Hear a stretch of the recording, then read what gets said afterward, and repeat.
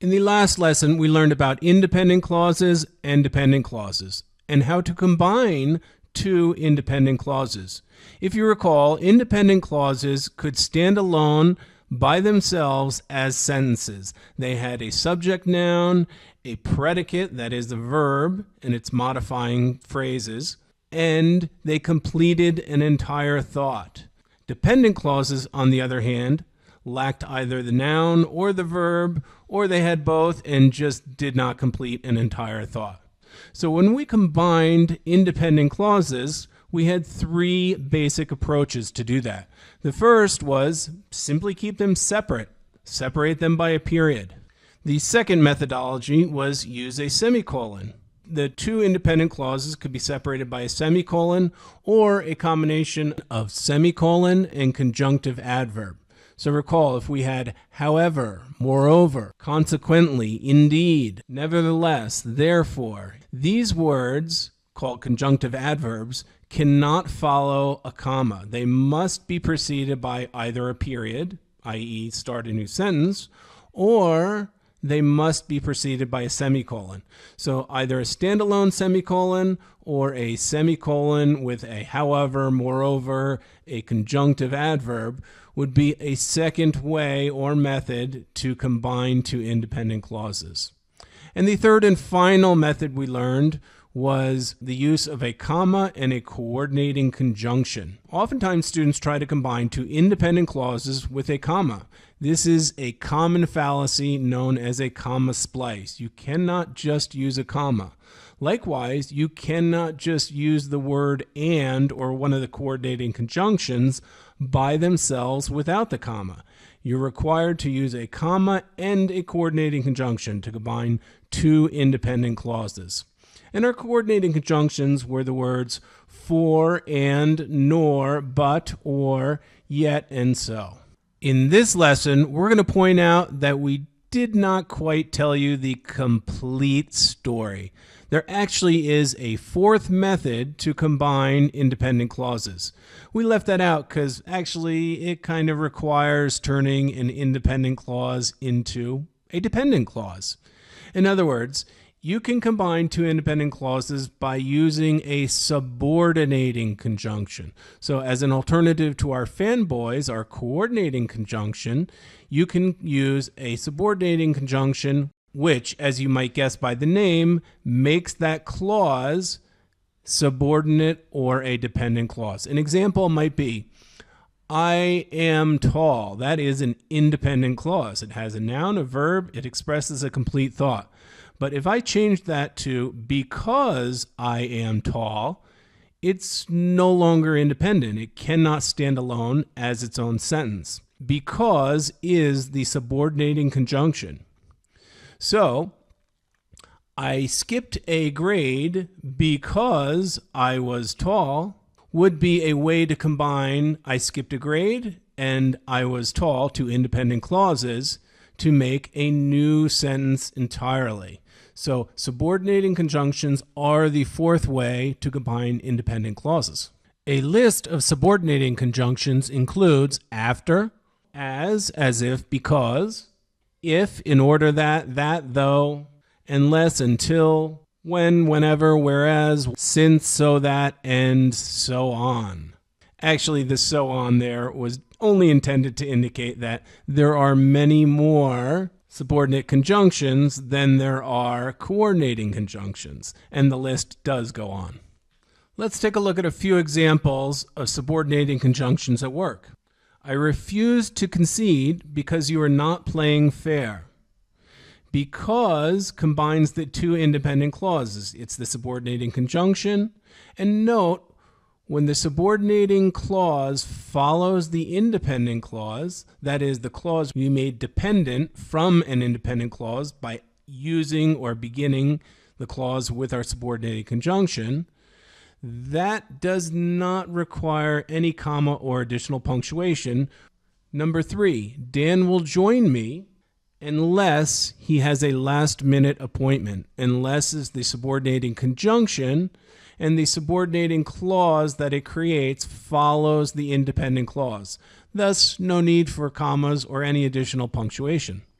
That differs from the other two cases shown. Number 2, when I traveled to Europe, I was so excited. Well, the word when is the subordinating conjunction, and when I traveled to Europe is the subordinate clause created by the word when.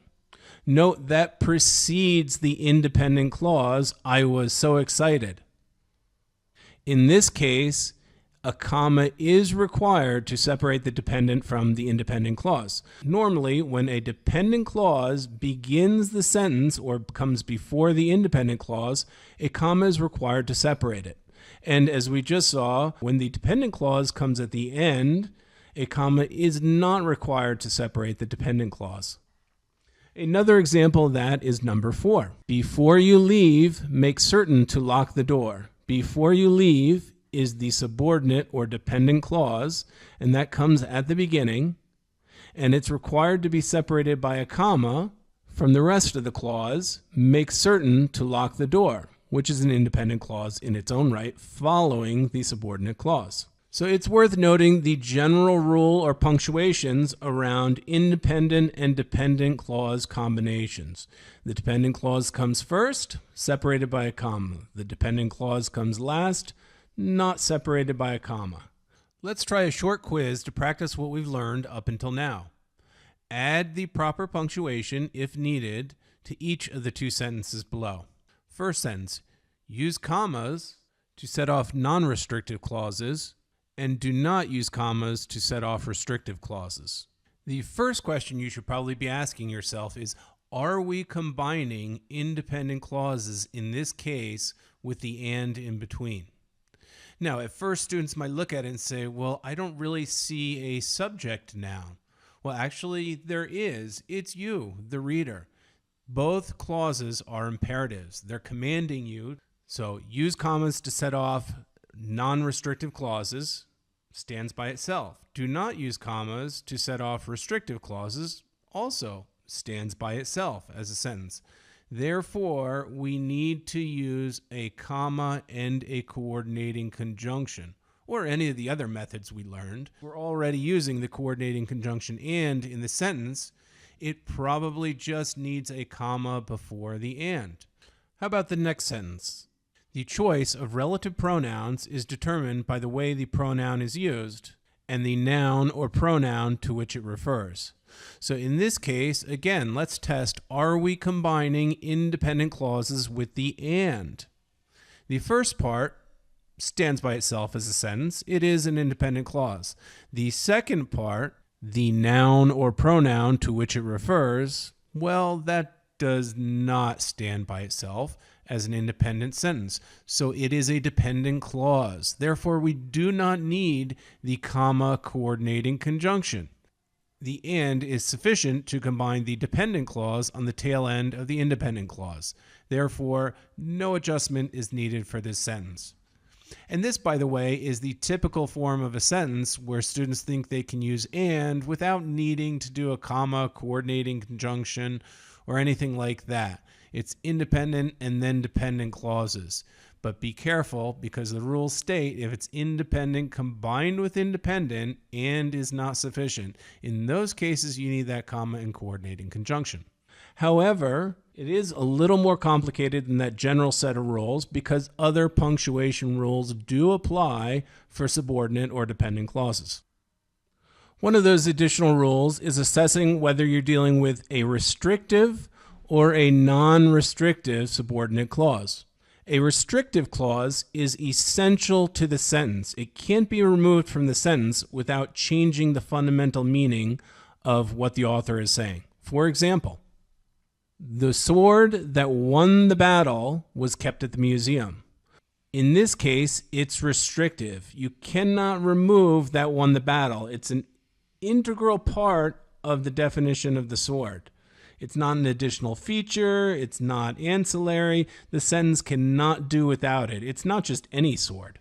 On the other hand, a non-restrictive clause can be removed from a sentence. It's almost parenthetical. It's an additional afterthought or extra information that could be removed without changing the fundamental sentence itself. An example of that would be the sword, which was shiny and silver, was kept at the museum. In this case, the fact that it's shiny and silver is extra descriptive information about the sword.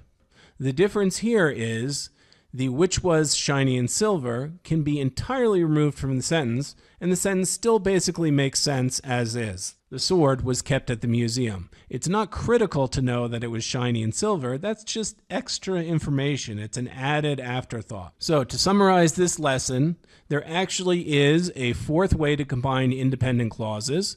That's by using subordinating conjunctions, like because, while, that. And in so doing, you're creating one dependent clause. So the punctuation of dependent clauses becomes important. When the dependent clause comes first, it's separated by a comma. When it comes last, it typically is not separated by a comma. But be aware of other specific punctuation rules and identify whether you're dealing with restrictive or non-restrictive clauses. Non-restrictive clauses must be separated by commas. Even if they're not at the end or the beginning, as we can see from the examples, they came in the middle. They must be separated by commas on both sides. If it is a restrictive clause, one that's absolutely critical to the sentence, and its removal would change the meaning, then it's not separated by commas.